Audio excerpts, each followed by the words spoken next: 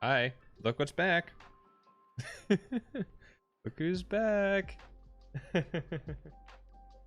Yeah, hello everybody. Okay, final free update of the season, not of the game. Though it might be of the game, we don't know that yet though. New units, we got the Trebuchet, very exciting. Speaking of J, the Domri is now a unique Trebuchet, but it's between the Bombard and the Catapult, so it's a siege unit. It's a medieval era? Yeah, it's medieval era, I think. Yeah, it says right here, doesn't it? Oh, she's Princess Bubblegum. Yes, they also call her PB, and also Peppermint Butler, also Alec Thorson. You are correct. There's no Trebuchet card? What do you mean?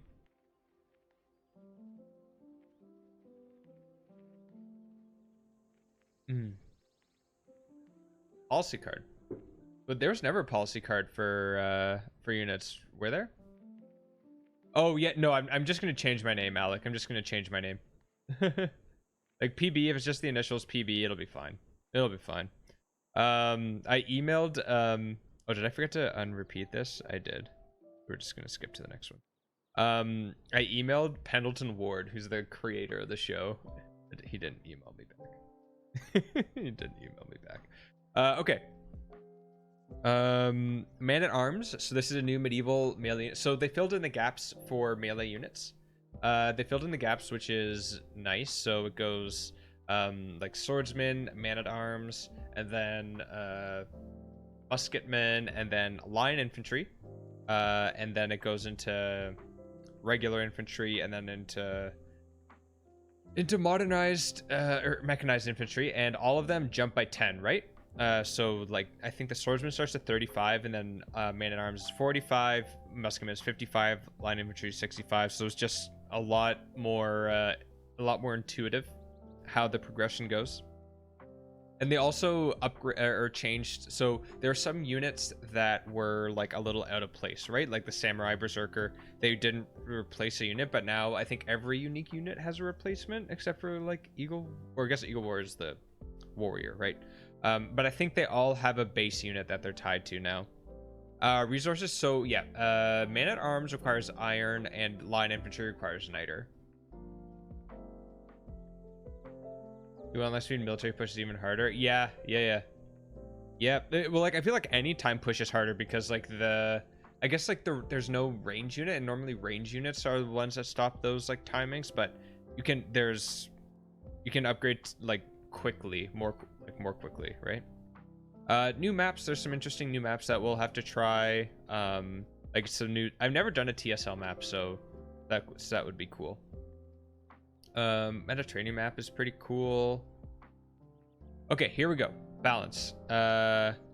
Tlaloc, this is the Aztecs unique arena, I believe, right? Yeah, unique arena.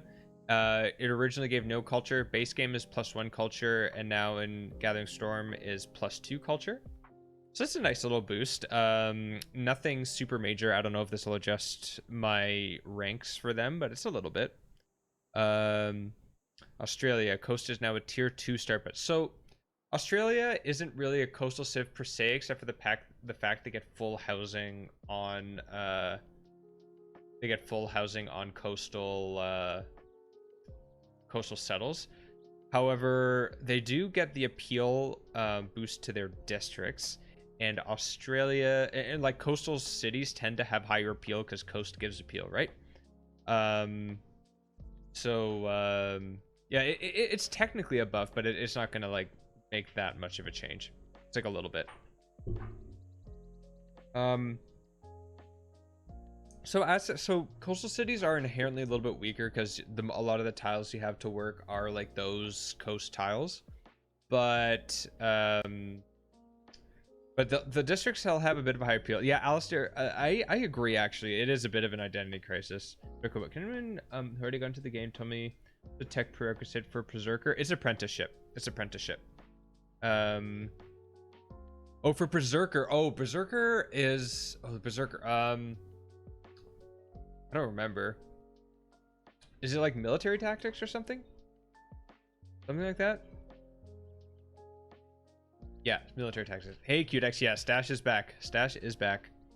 Yeah, Australia likes to have, like, they get a bonus to commercial hubs, so if you're building coastal cities, you want to build harbors and not commercial hubs. I don't know, it's a little bit weird. They're in a bit of a weird position, but still very strong.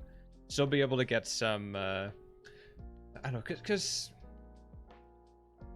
if they have a coast bias, I guess that takes away from a little bit from them being like a normal super sim civ, and that puts them a little bit more towards being like a naval sim civ, like somewhere in between. They can do both decently fine at this point. I think they're just like almost guaranteed really nice campuses for the coastal simming and theater squares for that matter. But yeah, so like it's really easy to get like +9 like campuses when you're playing coastal Australia. So yeah, they'll still be really strong. They'll still be really strong, but and versatile too, I guess, because they can do either.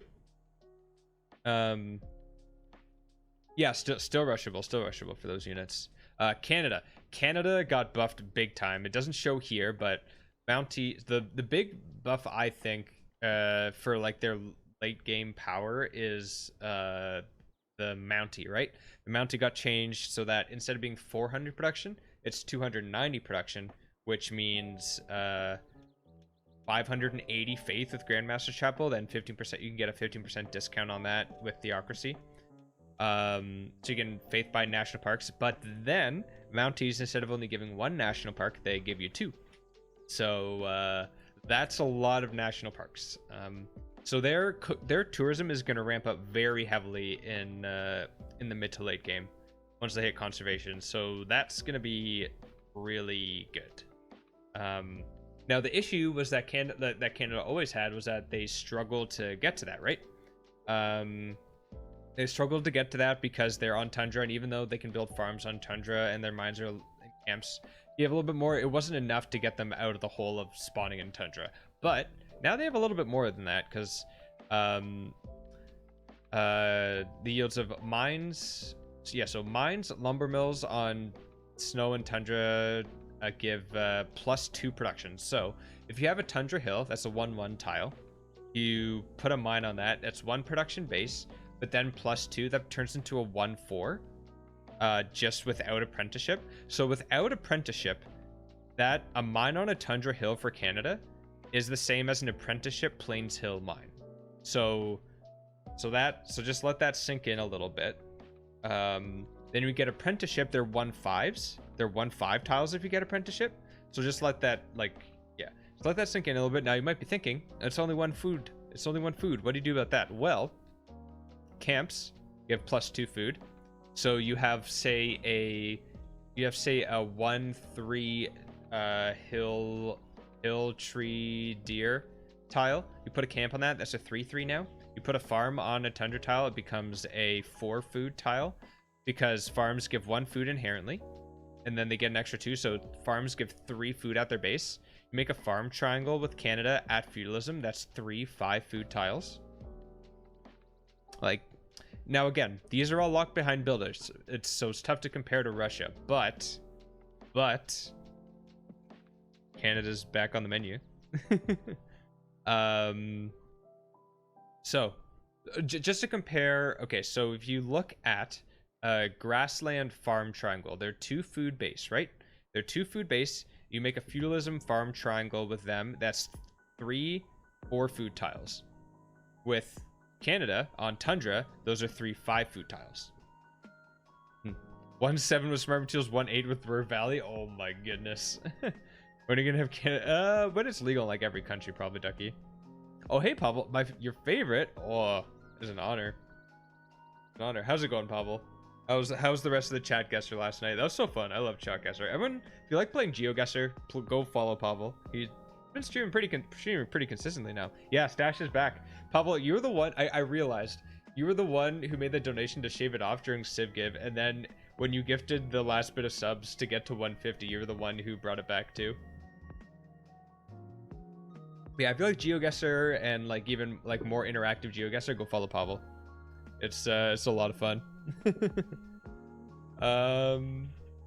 Yeah, so Canada, really, really good. China got a nice change. It's it makes them a lot more, like, makes wonder spamming in the later eras a lot better. You get both a Eureka and an inspiration when you finish a wonder for that era. So if you finish, say, Big Ben, you get an industrial boost for like an industrial inspiration and an industrial Eureka.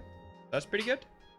You can time that pretty interesting and boost your way through the tech tree like really well, actually, because there's some boosts that are really easy to get and some boosts that are really hard to get. Like military tactics is a really tough boost to get, but a lot of the other ones, like buttress, build a classical era wonder. China, you're probably boosting that.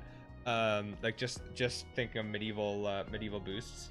Apprenticeship, build 3 mines. These are all like medieval boosts that are pretty easy to get. So if you time finishing your wonders with say you only have 1 or 2 boosts that you need left in the medieval era, like you can have the whole tech tree boosted if you just make sure that you're timing them properly. So that's really strong.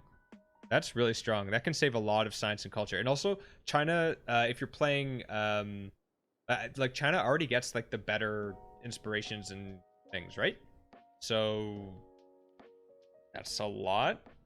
So China play will have 50% discount on all ancient. Yep. Or Corbo. No, it's not just ancient and classical. It's not just ancient. This is for the era of any wonder. Yeah, ballistics also tough to get. Yeah. Zach, yeah, it's actually a little bit uneven. I messed it up, but I didn't want to cut it shorter on one side because then it gets too short. So it'll even out eventually. But yeah, it's like this is all the way through the game. All the way through the game. France. So the Chateau got reworked. +2 culture, +1 gold at base, and +1 culture for each adjacent wonder, and increasing +2 with flight. This we knew. +2 gold for being on a river. So what this means is they don't have to be placed on a river anymore, which is, but then also they can't be adjacent to another chateau. So there's some placement limitations. They can't be adjacent to each other, and they have to be adjacent to a bonus or luxury resource. Now, I think overall you're going to be placing more chateaus. Because river spots are like contested for districts, like for aqueducts, for dams, for commercial hubs like Gov Plaza, industrial zones, and if your Gov Plaza is on a river, you have a lot of other districts on there. So yeah, I think overall you're going to be placing more with this, and the fact you can use them for appeal away from a river is really nice, because they do still give that appeal. I think the French was yeah, it's not like a major buff, Corbo. It's not like a J buff that we got, but it's still, I think the Chateau is better. Oh yeah, Himiko. Yeah, we'll get to Himiko. Georgia. So Georgia got reasonably reworked. Okay. No longer receive +100 faith for 10 turns after declaring a protectorate war. If anyone has gotten that boost in chat, raise your hand. We might have like 1 or 2 people. It's just, what does a protectorate war even do? You can upgrade into guardian. Oh yes, that like that we'll get to, but that's like that's a huge thing. So okay, so what do they do instead? Instead, combat victories provide faith equal to 50% of the combat strength of the defeated unit on standard speed. So that is like how Gorgo works, which is like a nice little boost. It's like that can sort of snowball you out of control early on. It can get you a Pantheon if you're fighting barbs. You love Protector Wars? True, Corbo. Okay. But yeah, again, like not a whole lot. This is not reliable. This is something that's it's not super reliable, but you're gonna be fighting barbs. You could, like, Kevsers are easier to push with now because they're man-at-arms, and you can pre-build for them. So you can pre-build any unit now, or almost any unit, which is a big deal. It's a big deal. Yeah, exactly, Elliot. Exactly. It is awkward. Okay. So that's Georgia. Germany. Rivers now are tier 5 start bias. This is an overall buff to Germany. they had no bias before. Now they have a river bias. It's a weak river bias, but it's a river bias nonetheless. And Germany is the kind of civ where if you want to do the Germany thing with commercial hubs and haunts, you want to be as far away from coast as possible. And you can still get coastal spawns in Germany if they have no spawn bias. So now they'll like having like spawning next to rivers is a very, very good thing. It's just a powerful bias in general. So yeah, that's overall a Germany buff. This itself, which is pretty cool as a German player myself. He literally spent the whole game just trying to make that ability happen. Yeah, sports pro, exactly. Now, Inca added +1 production to mountains when the game reaches the industrial era. I think I said exactly this on stream like a couple months ago. I think I said exactly this, or I said industrialization or the industrial era or something like that. Like this, I don't want to like, this is probably like a common sentiment, but I'm gonna take full credit for this. No, I'm kidding, I'm not. But the fact that this scales is really good now. This is really, really good. And I like playing Inca before. Terrace Farm now gives +1 housing. It wasn't actually half housing. It wasn't half housing. It was 1 housing for 2 terrace farms, which is different because then it doesn't interact with other things that give half housing. Yeah, that does happen a lot. Leginid. How should I pronounce that actually? Or Leginid? Yeah, let me know how to pronounce that. Like, what's the best way to pronounce that? But yeah. Full housing for the terrace farm, really good. Like, I like the terrace farm more than most, but this seems really strong. Is French okay? Yeah, these are really nice Inca changes, very nice Inca changes. Just say LG. Okay, perfect. I will do that. Mountains are now a tier 2 start bias. I think their start bias before was tier 3 or tier 4, so they have a stronger start bias for mountains. And it's non-tundra snow. That's good. So I think they have a stronger bias for mountains now, I believe. Which is good. Japan. Coast tiles are now a tier 3 start bias. What are you doing? So Japan has strong coastal bonuses, right? They have the +5, the +5 to fighting on coast tiles and adjacent to coast tiles, and they have naturally good harbors because their harbors at base are always +3 if they're next to a city center as opposed to just +2. And they can still get good districts because Japan, like, you can get those district triangles, and they're just at base really good because of Japan's abilities. So yeah, so it looks like they're leaning towards Japan being a bit more of a coastal civ. I think overall this might be a little bit of a nerf to Japan because, again, coast cities are inherently weaker than until you get your harbors up. So I think this is a little bit of a nerf to Japan. I think it takes down their early game strength a little bit because they have half price holy sites, encampments, and theater squares, which is really good, but they don't have half price harbors. They just have a little bit better harbors. Yeah, exactly, LG. So this just sort of takes away from that a little bit. Again, it's like with Australia, they're the same. They're both civs that are generally just good at simming no matter where they are, but pulling them to one direction on coast where they're not necessarily super, like, they don't have a huge boost to it, but they can do it well, I think on average makes the civs a little bit weaker. But they're already very powerful civs, so that's not, that's totally fine. That's totally fine, and they're still going to be really good. It's just their playstyle is going to be a little bit different. And if you look at BBG, like, BBG gives Japan like a really strong coast bias, and Japan is still like a top pick in most of the CWC games. So coastal Japan's still very good. Still very good. Also, I believe the samurai, we'll get down to that. The samurai got moved to feudalism. That's another thing that that was a BBG change that got ported over, I think.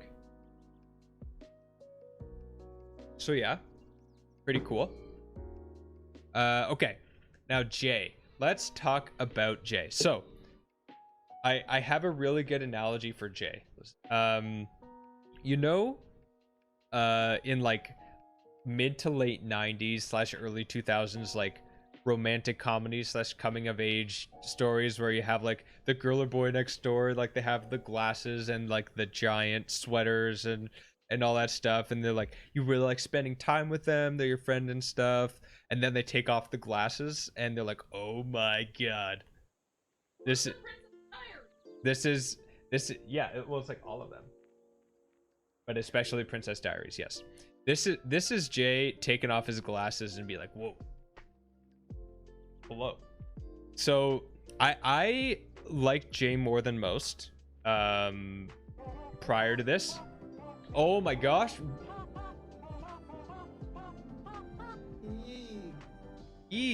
Bose, hello. Oh my gosh, hello everybody. Hello. Oh, Bionic, listen to Teddy Atomic Theme. Oh, okay, I'll remember. Sixth Moon and Artha Silverblade, thanks for the follows. Welcome in, everybody. Bose, thanks for the raid, buddy. Holy cow. Welcome in, everybody. How's it going? We're doing patch notes. Change or live. I will get that for later. I'll get an a foil magic card. Wash card, Casual Cucumber, thanks for the follows. What a heck. So Groovy, remind me when we get back to the other view to do that. Hey Nemesis. Raid me. We playing today? Yes, we will be playing. We're gonna be playing Jay after this. We just got to Jay. Yeah, so stash notes. Okay. Oh yes. Alright, I'll catch you in Bibbos. Thanks for the raid. Welcome in, everybody. Holy moly. You were still streaming? Oh yeah, I guess you did start a little late, right? Because of the internet issues. That's annoying.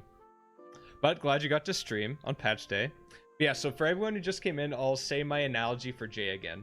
I'll just say it again. So, you know, like your mid to late 90s, early 2000s sort of rom-coms, coming of age stories, that sort of thing. Jay is like the girl or boy next door, where they're like wearing glasses and their hair's all messy and they're always wearing like giant sweaters, and you like hanging out with them, they're your friend, but like you never think of them that way. But then they take off their glasses and get a makeover and all this stuff. We're like, whoa. Okay, this is Jay taking off his glasses. Jay's glasses are off, and he's like real good. So that's the analogy. Yeah, this will be a good one in November. Yeah, but yeah, so that's Jay. That's Jay right now. So now that I've said that, I'm gonna put on Teddy Atomic Theme.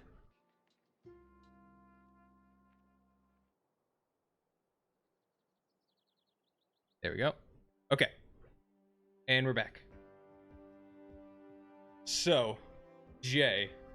First, Grand Beret. Cities with an aqueduct receive +1 amenity from entertainment and +1 faith for every population. That's a lot. That's a lot of faith. So Jay likes to go tall. You have like 15, 20 pop cities. That's a lot of faith per city. It's a lot of faith per city just from aqueducts. Farms provide +2 food if adjacent to an aqueduct, +1 faith if adjacent to a holy site. That we knew. That we knew.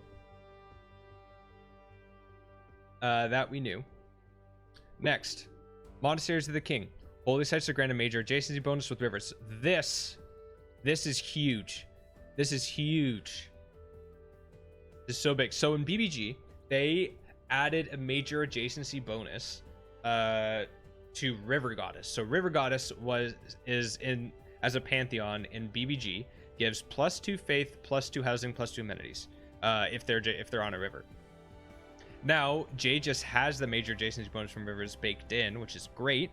And now Jay was one of the strongest simming civs for a long time in BBG, and the only change they had was that River Goddess gave that holy site adjacency, and then they made it so his trade routes had +2 faith. Then they made his trade routes have +2 faith. That was the only change that they made to Jay in BBG, and he was one of the most powerful simming civs. Now he has this adjacency bonus. He doesn't get the +2 faith on traders, but they also get, so you still get the culture bomb. food equal to its adjacency bonus. So before you got +2 food and +2 housing or something like that, right? But now you put it on a river, you get that 2 food, and then it scales with the double adjacency card. So if it's even if it's just +2, you get 4 food from it with the adjacency card in.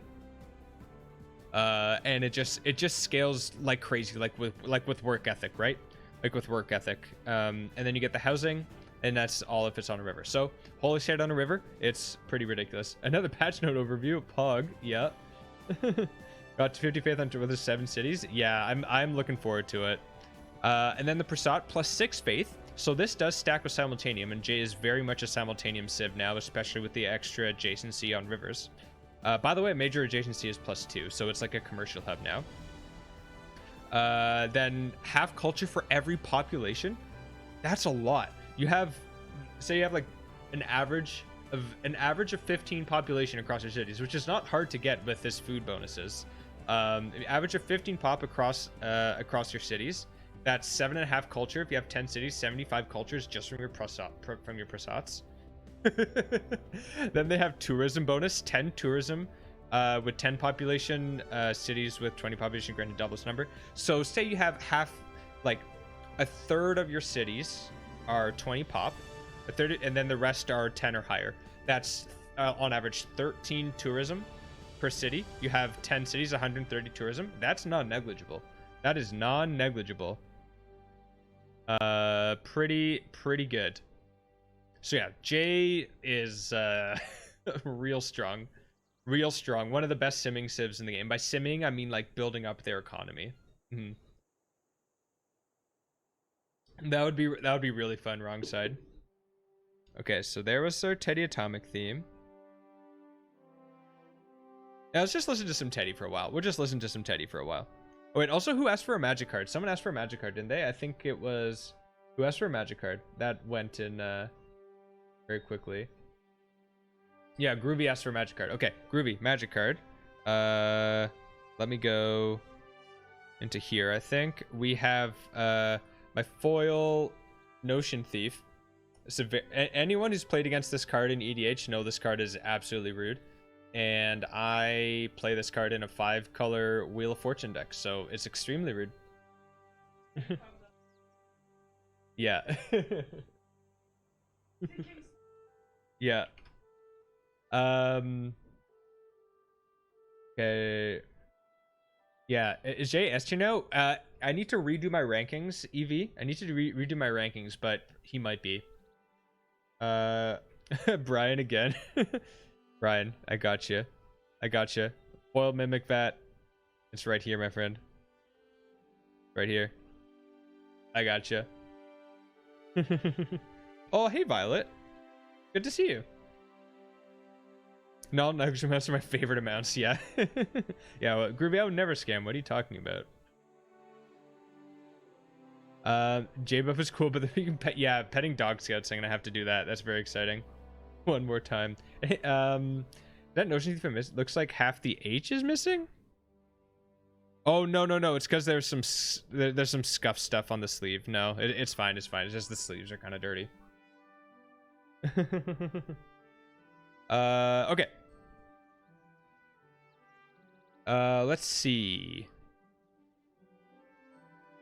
Congo. So I'm not as down on this as a lot of people are. So I don't think they intended to nerf Congo really. I think they felt like he was balanced enough where he was, and if you lean into him really hard, he can be pretty strong. Now, here's the thing. Relics, artifacts, and sculptures give +1 faith.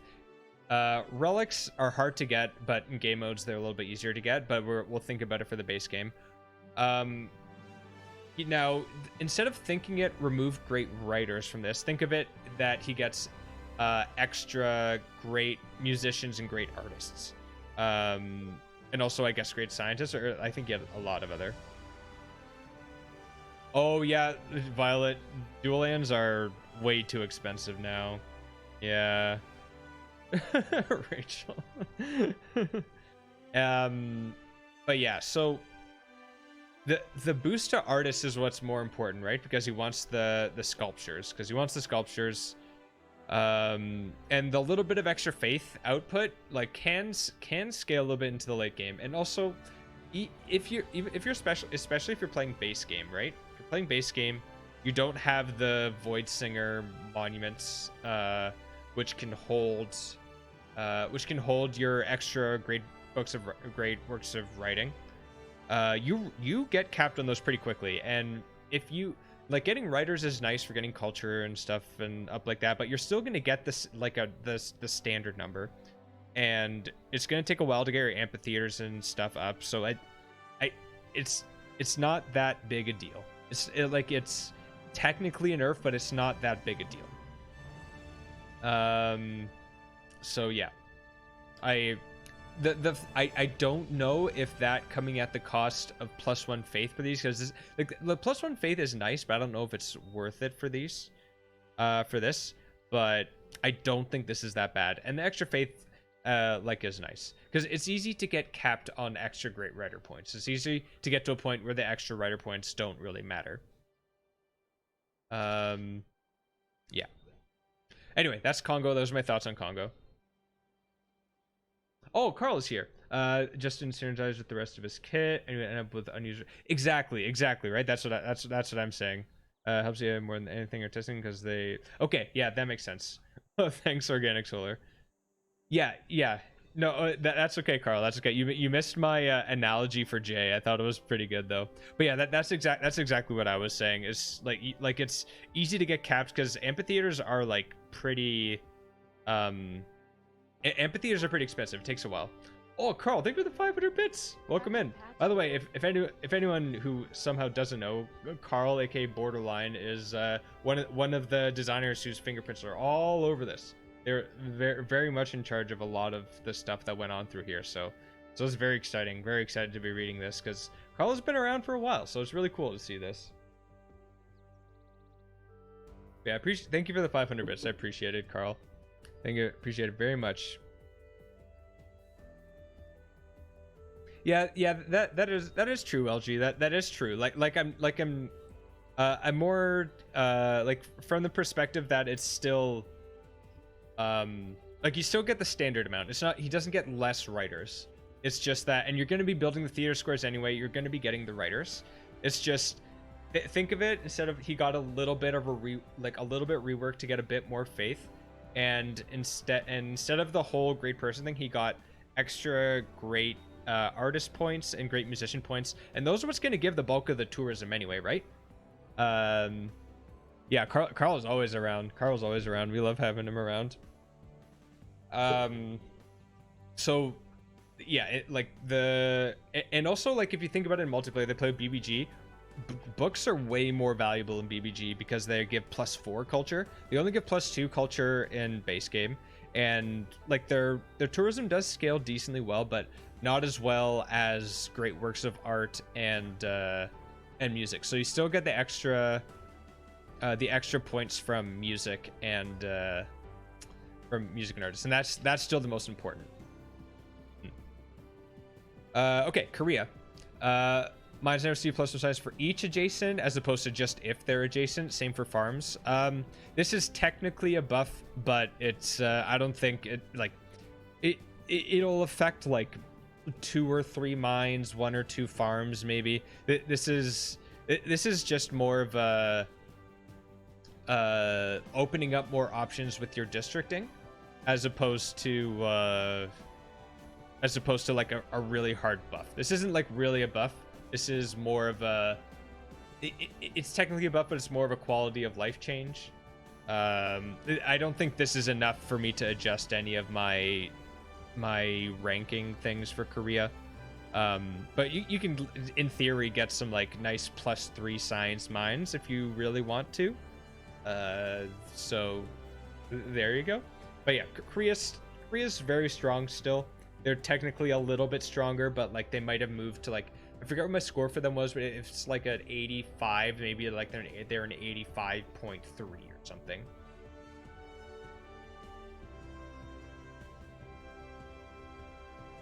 Oh yeah, LG. So it's So books are, for single player, are they're still good, but they're not quite as valuable in that sense. Yeah. +4 science iron. Yeah, Slum. Exactly. You know what I'm talking about. Mapuche got a rework. So they get cities with a governor get 5% culture production and an extra 10% on units for experience, and these numbers are tripled if the city's not founded by Mapuche. Now, I have never really been the type of player who likes to take over a neighbor and lean back into a sim victory like space or culture, but if there is ever a civ who's really good at it now, it's Mapuche. So yeah, Daddy G, we're gonna listen to it for a little bit, I think. So yeah, this really good. Governors gain an extra 4 loyalty, which is pretty nice. Oh, within 9 tiles. Oh, that's Victor's ability. All cities within 9 tiles of a city with your governor gain +4 loyalty per turn towards. Okay, so that's Victor's ability. That's really nice. So much better for domination. Swift Hawk, big quality of life change. The +10 you get applies to free cities also. So it was just really awkward when you're doing Mapuche domination and you get the loyalty things kicking in, and you get a city to flip with his loyalty abilities, and then you lose the +10 because a free city isn't in a golden age. So that was always awkward. But now you get the +10 against those free cities, and it just smooths out his abilities a lot more. But it's offensive. Oh, okay. I see, Carl. Also using the 9 tiles of a city. Okay. With okay. I see. Thank you for clarifying. Oh, because Carlos asked if it's okay. -24 is on the map in the Settlands. Oh my goodness. Oh yeah, because it's +4 loyalty per turn towards your civ. So does that? So that's a -4 to someone else. Oh my. So if you have someone's city that's so okay, yeah, I was interpreting this. So if you have an opponent's city that's within 9 tiles of 3 of your cities that have a governor, that's -12 loyalty just from that. Oh, that's pretty good. Yeah, that makes sense. That's a decent amount of negative loyalty. That can stack. Oh, it does not. Oh, right. You just said it doesn't stack. Never mind. You just said it doesn't stack. Okay. Okay. But now we know. But if you use Amani, it's -6. Okay. Very cool. Yeah, because it's within 9 tiles of a city, not of each city. Yeah, or all cities within 9 tiles of a city. Yeah. It's a binary thing. It's not. Yeah, that makes sense. Okay. I was getting confused a little bit by the wording, but now that I've read it like 10 times, it makes sense to me. Oh yeah, Egypt. Egypt technically still pretty strong horde. Like, they have some really nice early bonuses, and any civ that has bonuses really early on are very powerful because Civ is a snowball game, and if you have early boosts, that accelerates you into the next phase of the game, and the faster you get there, the faster you get to the next one, and just snowballs out of control. So the early food bonuses, the early gold bonuses you get for the traders, and also the fact that you can build the Sphinx really early and you don't have to run God King for a Pantheon, you can run urban planning. These are all things that interact to like get the early snowball for Egypt like working like really early on, which is and that's how Egypt works. They're not like the Dutch, where they have this really inevitable late game ability to just have really good districts. But in Egypt doesn't have that, but they have the ability to get to that part faster. You know what I mean? Oh yeah, for sure, Carl. There's probably a lot of fun in dramatic ages. Keep their yields near 0. Oh my gosh. Hey, Iffy, how's it going? Yeah, I don't know. I think like Congo's still a strong civ. Like, the unique neighborhood is still really good. So we'll like that's one of the reasons why I think Jay was underrated before the patch. Like, you can Like you can get big, large, productive cities with Congo, and you can build those archaeologists pretty quickly. The Big Zig, yeah, yeah, that's true. I just did an Egypt Big Zig game, and I had national parks on all my marshes and stuff, and that game was fun, and that was well under sub 200, so that was very strong. But yeah, yeah, it's just like the rest of Congo's kit is still quite strong. It's still quite strong. Chemimul added +1 production. Nice nod to BBG. It's nice to see them like getting inspired by community mods. Just really cool. Like not a lot of devs like to do that, which can be kind of annoying.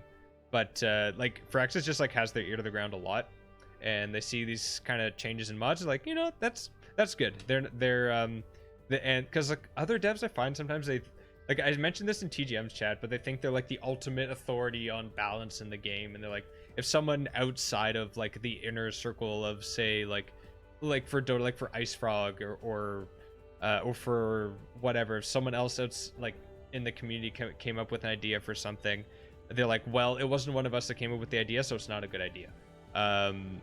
Braxis not like that. So I've seen like people saying, oh, this was a BBG change that just stole a BBG change. This is a good thing. This is a good thing that they're paying attention to BBG and seeing that like these are good ideas and implementing them. So yeah, things like Chemimul getting +1 production, that's just from BBG. Like this is a good thing. It's a good thing. Everyone should be happy that this is happening. I at least am very happy that it's happening. It's very cool. It means they're listening, and it means that they like ideas, and they're open to changing things based on community input and ideas.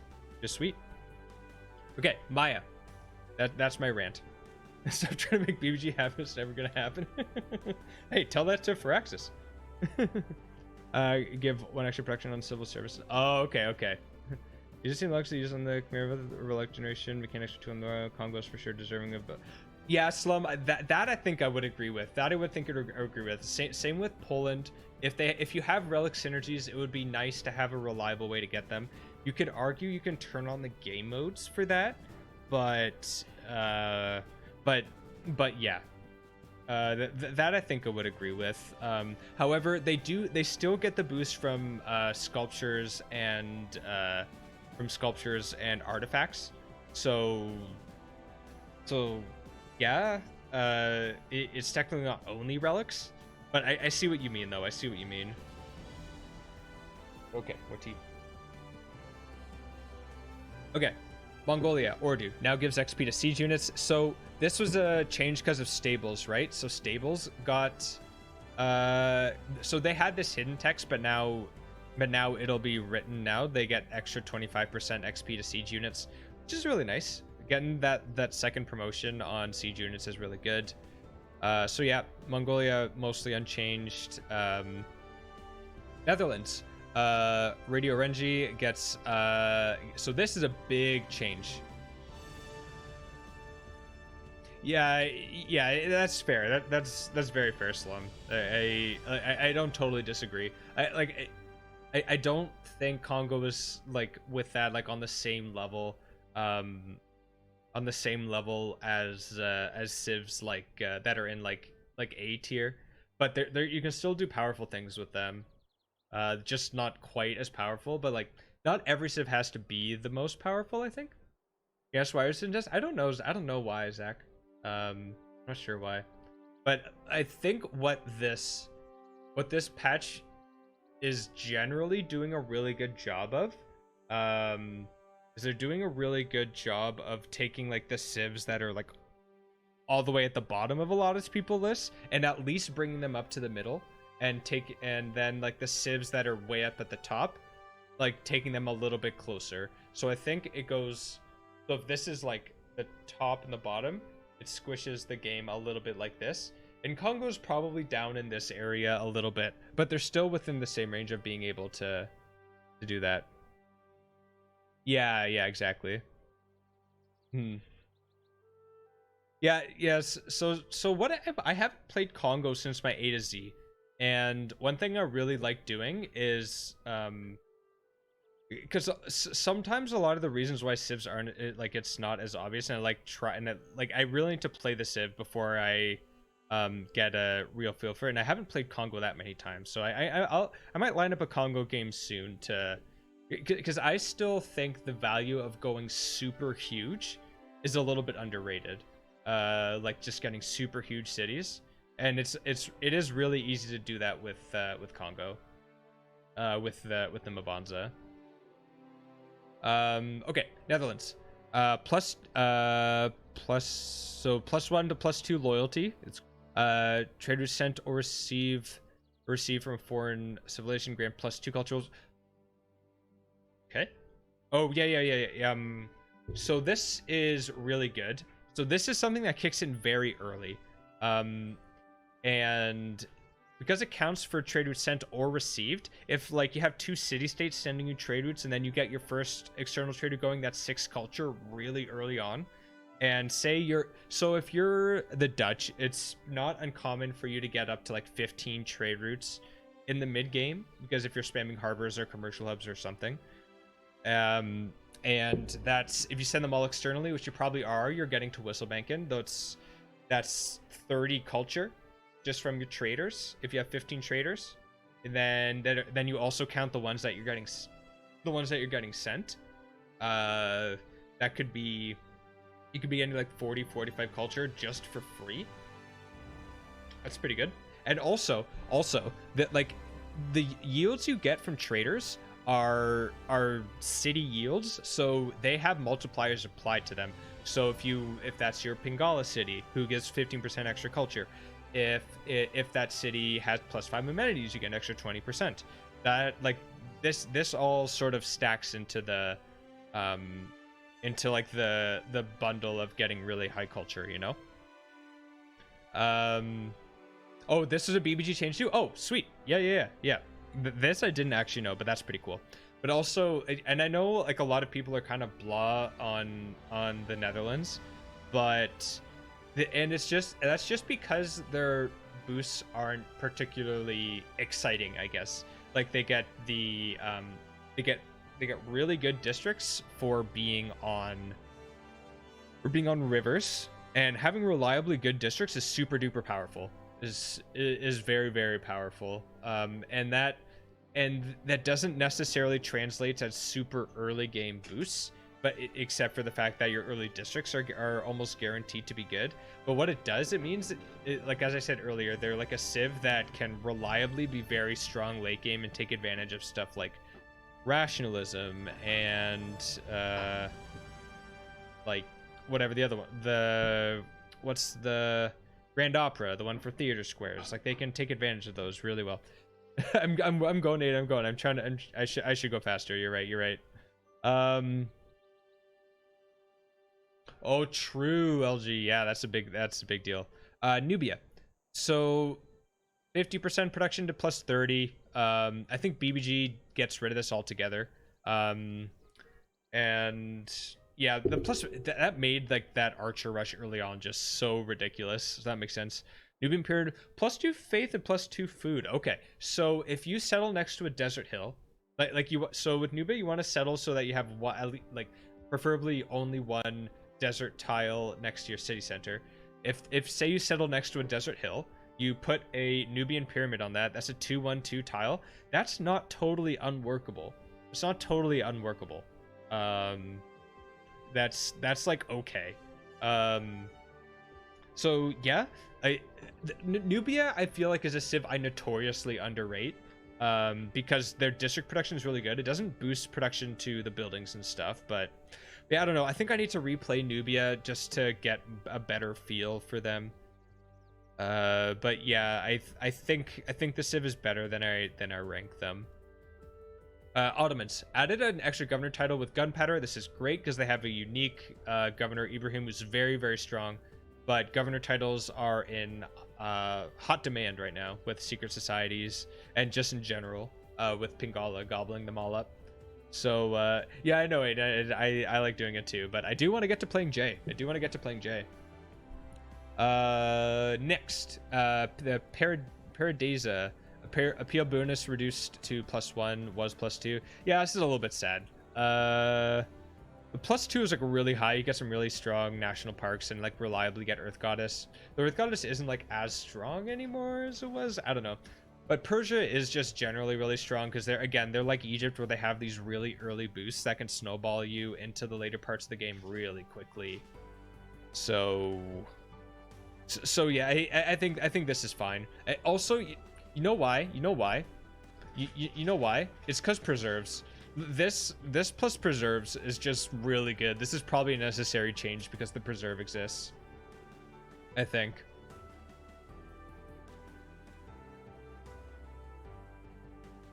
Oh,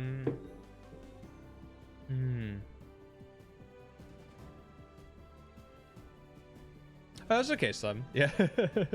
I'm just reading it real quick. Yeah, just so my my argument for that, Slum, is just that extra 50% great people on like everything except writers is still really strong. So that would be my argument why they're not like dumpster tier compared to other civs. Like Ethiopia does have all these boosts, but they don't have as much value per district or city as far as great people go. And for most culture victories that you're doing, that great person boost is like great people is what drives a lot of the late game culture. You pick up a lot of musicians. Now, one thing I'm not sure about, someone can answer this for me. Does the Congo boost apply to projects? That's a question I have, and I'll let someone answer that while I move along. Poland, Lithuanian Union.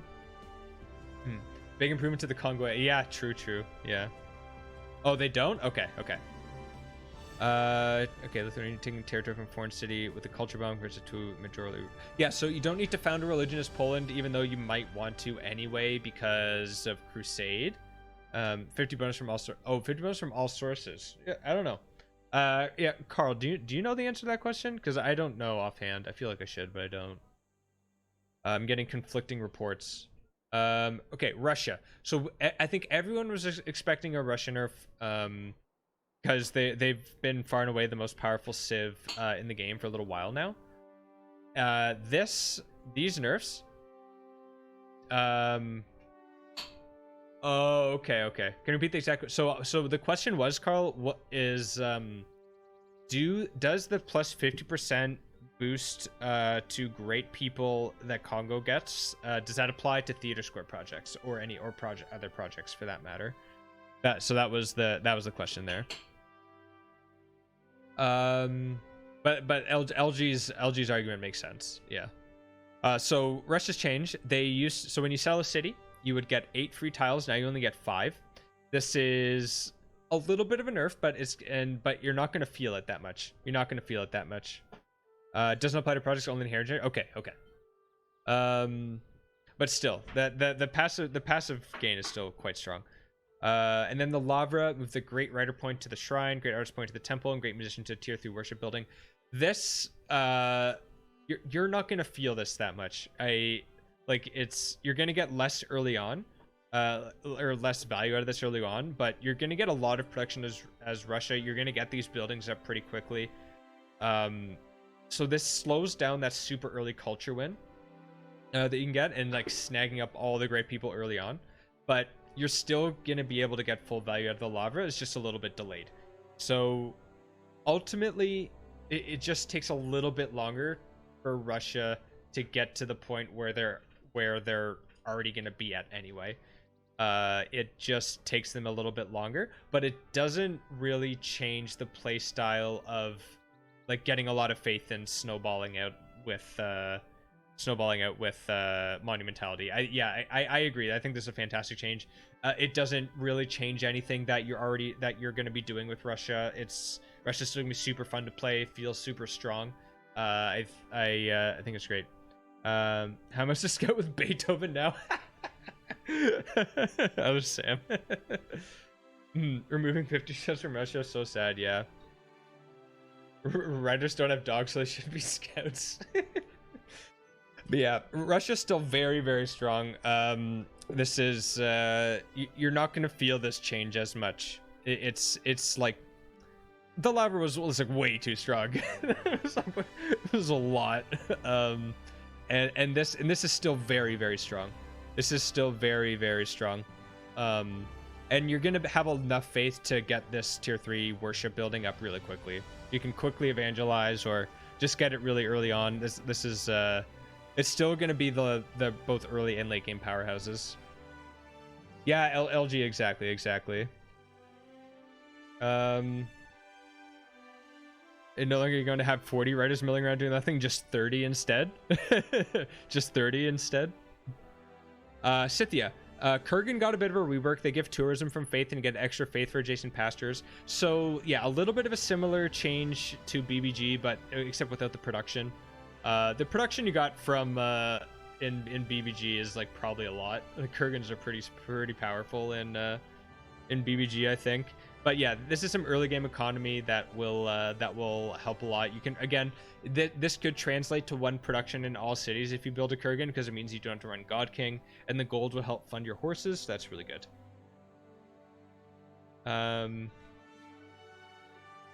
Yeah, exactly, Darby. You're still gonna have the ridiculous faith output that Russia always has. It's not like not much is gonna change with Russia. If like what's my score for them in my ranking, like 97? Maybe they were 96. Maybe they're 96 now. Or 96.5. This is not that big of a change. They're still very, very strong.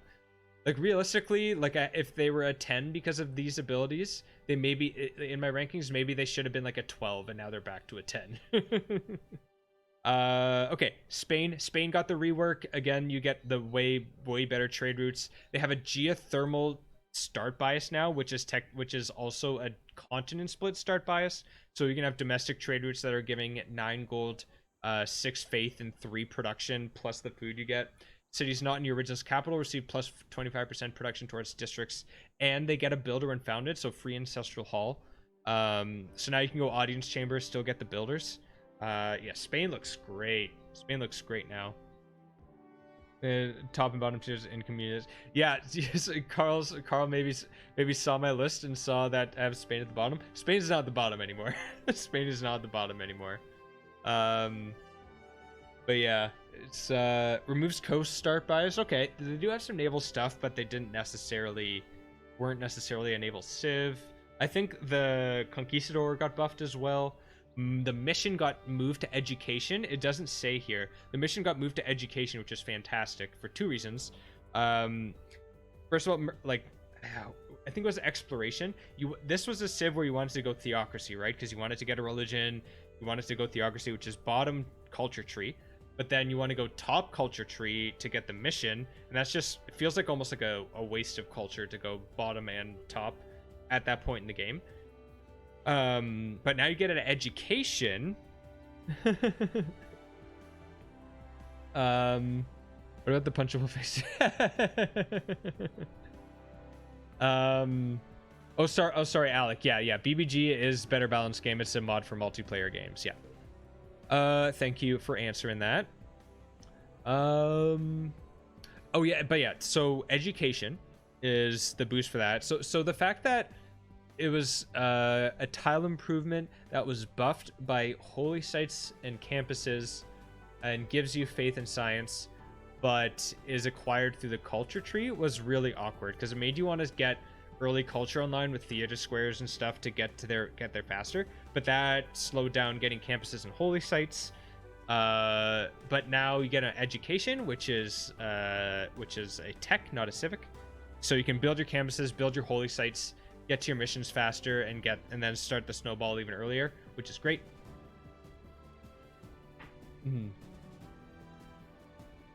Oh, talking about the Aztec change. Yeah. Amenities. Yeah. So I will say, as someone who has made the switch to the amenity hype train, if you haven't done a game where you lean really hard into amenities recently, I would do that.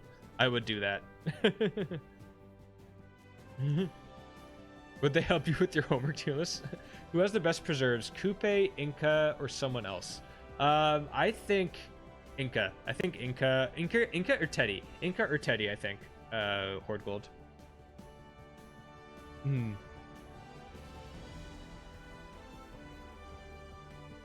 Okay.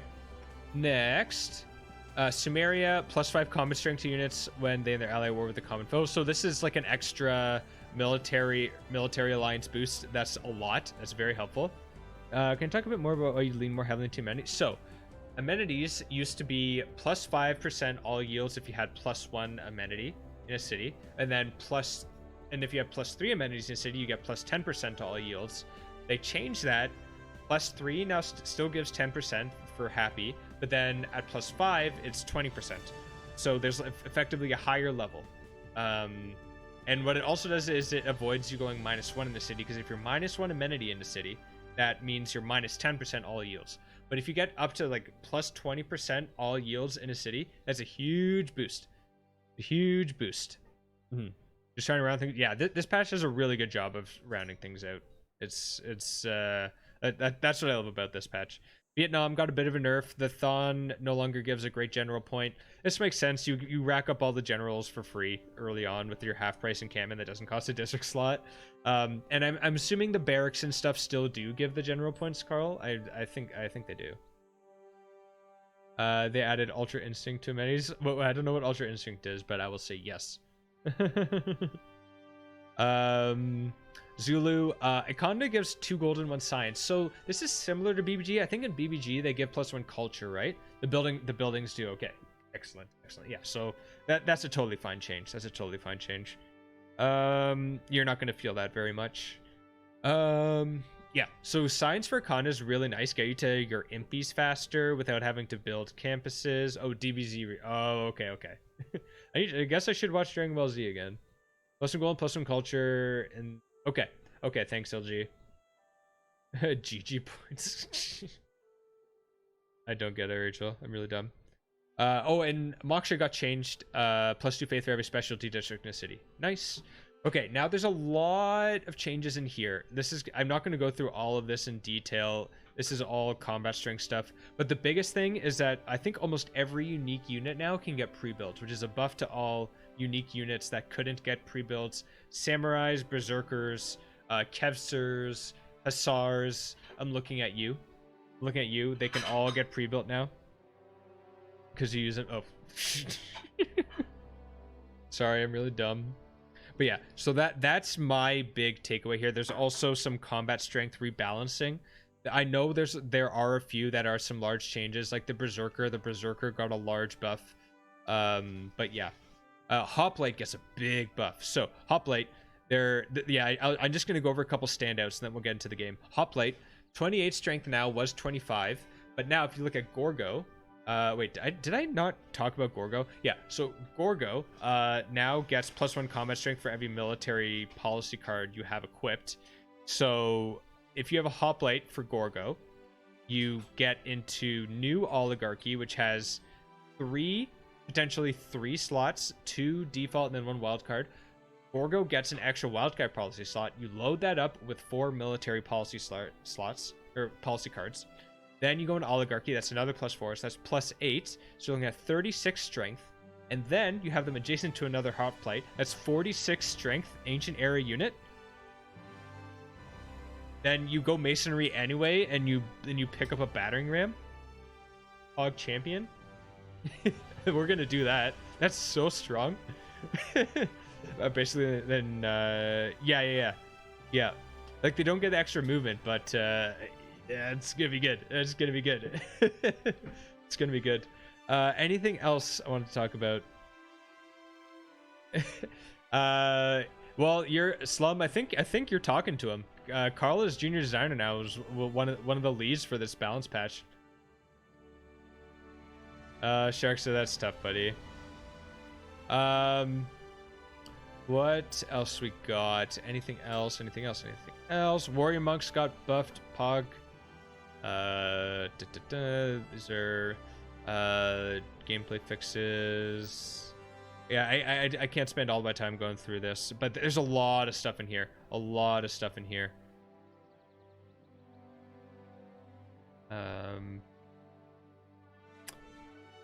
Save game configs. This is a nice quality of life change. All right, so I think that will be it for now, for the patch notes. I'll link them in chat. For anyone that doesn't have. I skipped the U-boat. Oh, yes, I saw the U-boat. The U-boat no longer requires oil. U-boats are on the menu. Now I really want to do a Germany Germany U-boat rush. That sounds awesome. What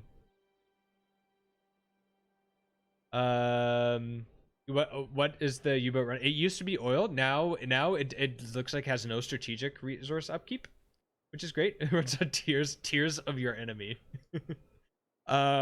What else? There's something else too. Oh, apparently there's a bug fix. The resources under districts now go away, so you have to harvest them again.